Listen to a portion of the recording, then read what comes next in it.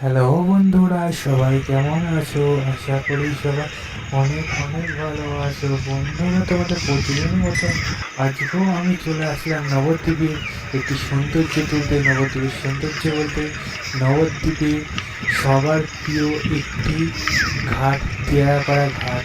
এই দিয়ারাপাড়া ঘাটে খুবই যে সৌন্দর্য জিনিসগুলো আছে, সেই সৌন্দর্য জিনিসগুলো কী কী ফোটানো আছে সেগুলো তোমাদের তুলে ধরতে ফাইনালের বাড়িতে বেরিয়ে পড়েছি।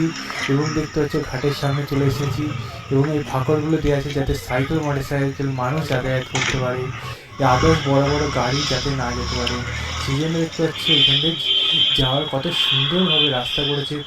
এবং গাছগুলো দেখতে পাচ্ছি, বট গাছগুলো কত বড় বড় বট গাছ, কত সুন্দর একটা ঘর করেছে বন্ধুরা। এই ঘরে বৃষ্টির দিনে অনেকে বসে এবং এখানে দাঁড়িয়ে থাকে। এই ঘরটা দেখতে পাচ্ছ ছোট হলেও অনেক লোক এখানে ধরে। একসাথে যদি দাঁড়িয়ে থাকে কত লোক ধরবে তোমাদের একটা হিসাব আছে বন্ধুরা। এটা দেখতে পাচ্ছ তেমনই। এর পাশাপাশি এটাতে অনেকে শোয় এবং এইখানে দেখতে পাচ্ছ এই লাল জায়গাটায় অনেকে বসে আড্ডা মারে বা বসে গল্প করে।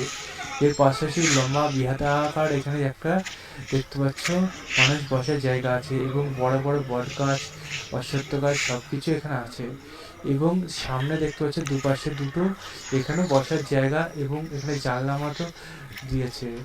এবং এখানে দেখতে পাচ্ছি সিঁড়িগুলো কত সুন্দরভাবে সিঁড়িগুলো করা হয়েছে। সেই সিঁড়িগুলো দিয়ে নেমে আমি দুজন দেখতে পাচ্ছ ব্যক্তি শীতকালেও এখানে স্নান করছে, তাদের স্নান করাটা দেখতে আমি নেমে পড়লাম। দেখতে পাচ্ছ এখানে স্নান করার জায়গা দিয়েছে এবং ধরে স্নান করতে যাতে ধরে ধরে নামে সেই জন্য এটা করেছে। এবং দূরে দেখতে পাচ্ছ মানুষ স্নান করারও জায়গা আছে। এই ঘাটটা খুবই সুন্দর। নবদ্বীপে বেশিরভাগ মানুষ এখানে স্নান করতে আসে। দেখতে পাচ্ছ এই জানলাগুলো দিয়ে ভেতরে হয়তো আরও ডিজাইন করবে, সেই জন্য এই জানলাগুলো করেছে।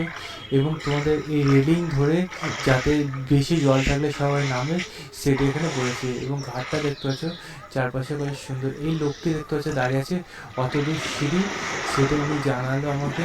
এইসব দেখে আমি এবার এই ঘাটটিকে টাটা দিয়ে আমি এবার যে বাড়ি যাওয়ার জন্য ফাইনালি বন্ধুরা বেরিয়ে পড়লাম।